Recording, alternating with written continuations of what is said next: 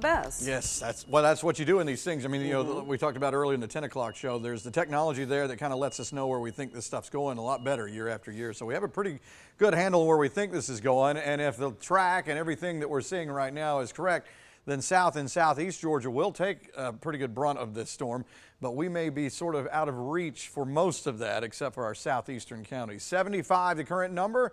And that's pretty much about where we're going to sit through the overnight. Thanks to some rain and storms. I mean, we got this stuff tomorrow, but today and this afternoon and evening was nothing easy. I mean, we had some storms. We had one severe thunderstorm warning, but we already have seen a lot of wind and rain and lightning and all that stuff. So actually more people were affected tonight than will be tomorrow because it's going to be more localized toward the south and east. A quick tour just to show you the last little bit of rain that we saw in some of our northern counties, kind of vaporizing here. Not seeing anything in the middle. As we go south, not seeing anything here either. Now, as we look at the big picture, you can see at the bottom of your screen one of those outer bands starting to make its way up. Maybe some rain starting from the south to the north as we go through the overnight. We'll see if any of that holds together, but obviously the bigger show is down here. So just keep in mind, there is still a lot of water between here and the shore, 85, 90 degree water, bath water. There's nothing in this thing's way, nothing to tear it apart. So it's just more time to strengthen. It is a very healthy hurricane. Again, this is the latest stuff that just came out a minute ago. This 11 o'clock advisory. Once you get to 111, that's a Cat 3, so we're still on a high-end Cat 2. But now the new track jumps to a 3 to a 4 by the time we get into tomorrow morning. That's not good here in the Big Bend of Florida. So this would be possibly at least a high-end Cat 3, maybe a Cat 4. And then this is, I put a pause here on purpose. This is a little deceiving because the way this software works, this is going to be on this timestamp. So it's a Cat 4. It doesn't change that icon again until it gets to this next one right here. And it goes to a Cat 1. So if you look at that and say, man, that's a 4 all the way through southeast Georgia, that's not what that means. It would be weakening down 4, 3, and a 2, and maybe a 1 somewhere in here.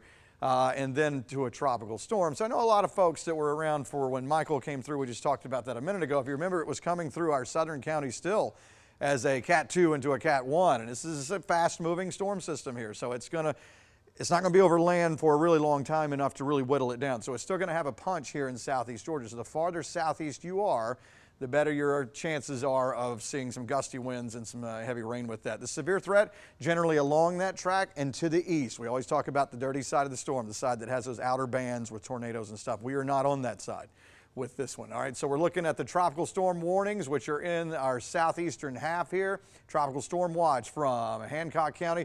This has just been expanded. That's what we were just hearing on the beep here just a moment ago. So now Hancock, Baldwin on down into Jones, Bibb, Crawford, and Taylor County in that tropical storm watch, and all this other just got kind of moved up a little bit here. So that's one of the changes that we've seen here recently is that warning and watch expanded up.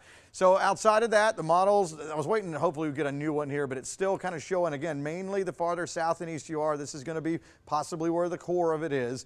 This is where your wind and rain primarily will be, and then riding toward the north and east as we go on through the day and eventually getting out of here. This is the same model, just showing you from the perspective of the storm here as we head toward tomorrow morning, early landfall, and then at some point through here crossing the state line, dropping either from a 4 to a 3 or 3 to a 2, down eventually to a 1. But we could still be looking at a Category 1 hurricane here between kind of us and Savannah, and then either a Cat 1 or still a tropical storm as it rides on off the Carolina coastline. Then it stays kind of a tropical storm even out over the Atlantic.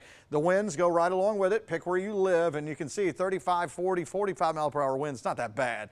Once you get 50, 55 and above, obviously that's a little more serious, and it looks to be kind of through this corridor. But again, if you're Telfair, Wheeler, Treutlen, Lawrence counties, you may have some gustier winds with that, and then also your bigger rainfall totals obviously are going to be here closer toward the path of the storm. So here's the 7-day. We're going to be watching it like a hawk in the morning, and the whole team will be here as we go through the day. Again, more south than east. The more you look that way, that's where the biggest impact should be with Idalia, and we're hoping for the best scenario we can get. All right, Marv coming up with sports next.